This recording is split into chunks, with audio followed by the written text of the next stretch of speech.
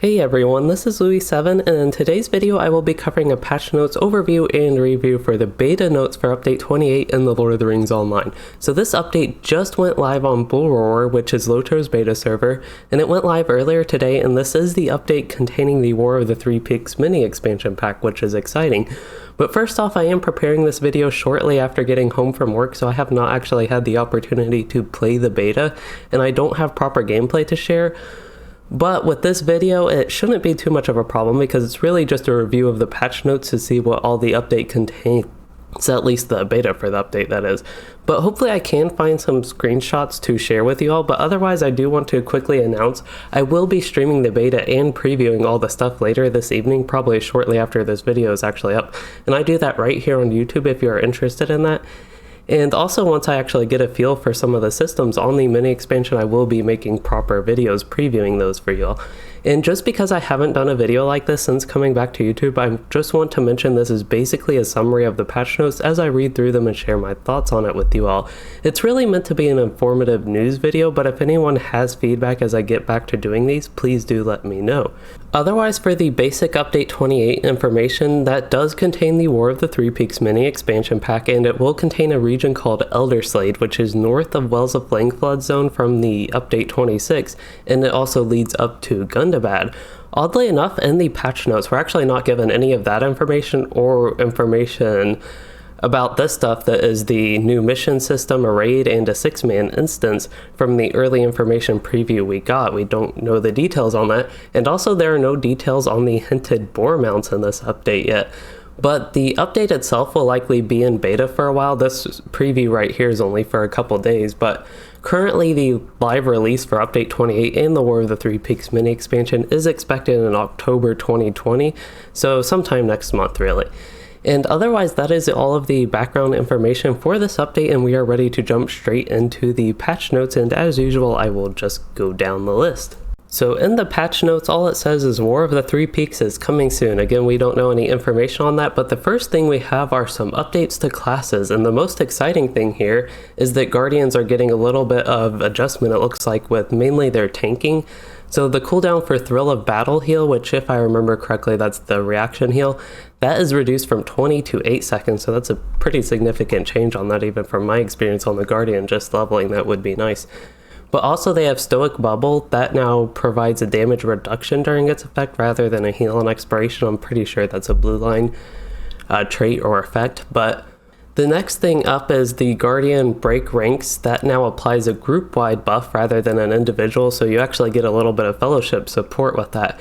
And the Break Ranks is now triggered by Shield Taunt rather than Shield Smash like it used to be, and the buff can only be triggered once every 60 seconds, and Fortification after that can now begin rebuilding immediately after being cashed out, just so you all know how that works.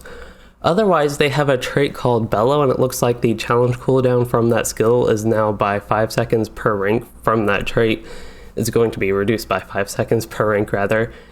And then one actually notable change it looks like with the champion is the Horn of Champions trait, which is in the blue line as far as I know. That now has 2 tiers, and the first one grants the skill and the second one makes it a taunt.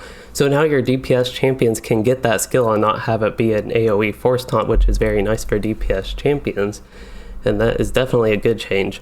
Otherwise, it looks like they made another change with the champion. That Deafening Horn trait now only has 1 tier, and it grants the full effect bonus from what the trait used to give, so you'll get to your Horn of Champion, rather to your Horn skill in the yellow line, that will now just get plus 40% damage and plus 4 targets from 1 trait point in that trait. Otherwise, there was a tooltip fix for minstrels on the Major Ballad tooltip, and then otherwise with the Wardens, there's actually a pretty significant change here. Their light damage over time from the Warden trait set bonus called Martial Fury, that has been reworked to scale properly with the player's primary weapon. So for anybody unfamiliar, just because I'm very familiar with Warden, that used to basically do no damage, the actual thing. It used to work back in the old days of LOTRO, but then at some point it stopped working. It looks like they made that working again, so that is good for Warden damage and damage over time. Otherwise, there's an actually pretty significant change for Runekeepers, especially lower level and newer Runekeepers, is there is a deed called the Prophetic Word, which with that one I think you used to have to use your Do Not Fall This Day buff on somebody 250 times to finish that deed, but it sounds like that can now be advanced by the skill called Scribe a New Ending, which is one that's like a 10-second cooldown on your debuff remover. So that's a good change for the runekeepers, especially ones that need to work on that deed because it takes forever otherwise. But we can move on to the item section now. In the item section, there are just a couple things that fixed consistencies, and the main thing I want to highlight here is armor and jewelry from the loot boxes, both the Travels and Adventurers versions, will now have a maximum of +2 possible item level bumps, so you can have a chance to create +2 item levels higher than what it usually would for your level. And of note, the loot box for level 130, it now has a base item level of 424, which is much higher than my current Louisden at 130, what the gear he has. But that has a chance to go up to 426.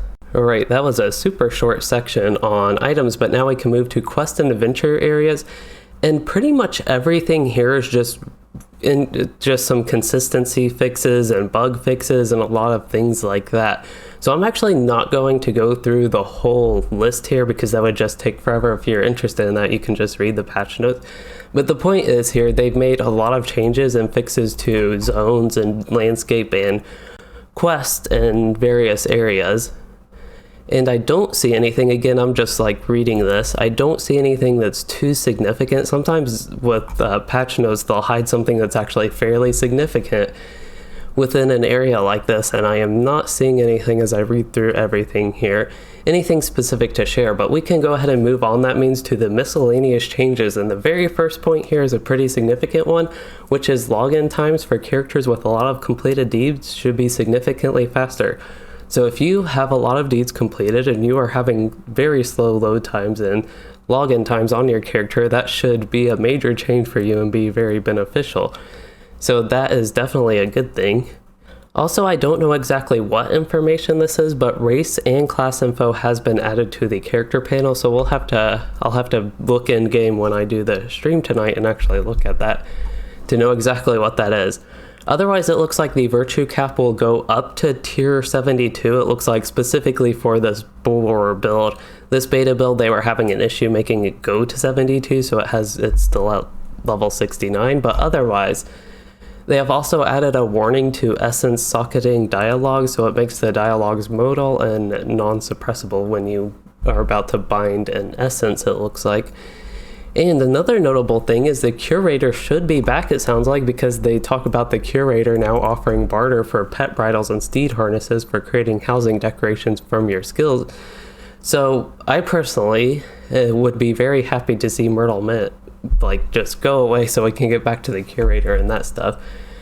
But otherwise here, there is another notable thing at the end of the miscellaneous changes. Actually, this is the last thing for the patch notes, but the Embers of Enchantment you receive for disenchanting armor and jewelry dropped in the Minas Morgul instances, War of the Three Peaks instances, which is the new update, update 28, and Askad Mazal, the Chamber of Shadows, has been halved.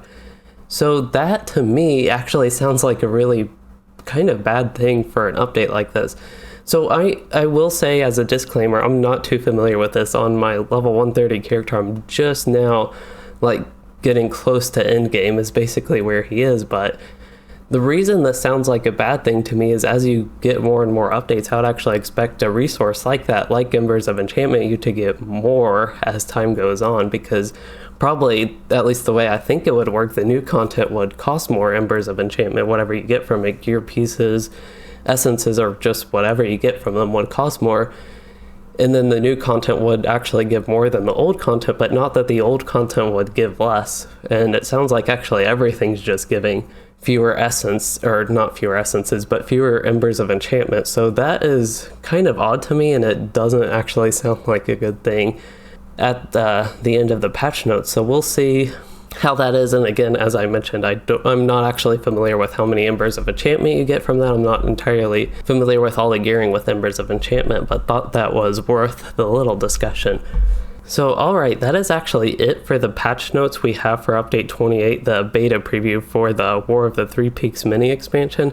And overall, because the notes actually didn't have any extra information on the actual mini expansion, kind of the stuff I was excited for the notes to have, it was pretty quick to go through. And I guess at the end here I'm going to try something new, and that is just summarizing some of the important points.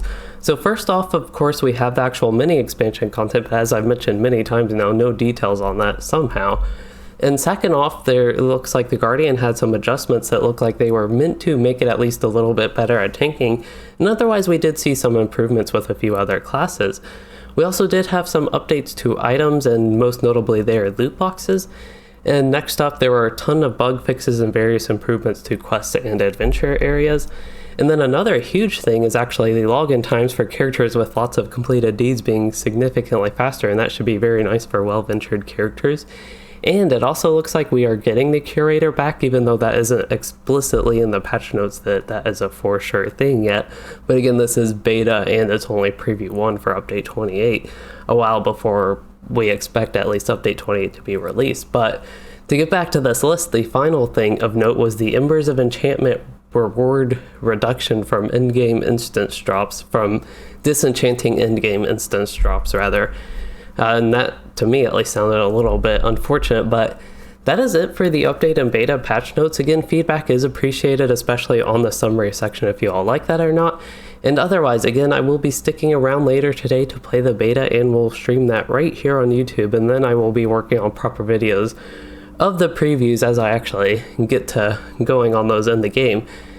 I think probably for the rest of the week, I will be focused on informative and review type videos to keep you all up to date on how things are expected to work with the update with the mini expansion. Anyway, as far as this video goes, I hope you all enjoyed it and learned something useful from this, and if you did, please consider liking and subscribing for more or becoming a channel member to support the content, and thanks for watching everyone.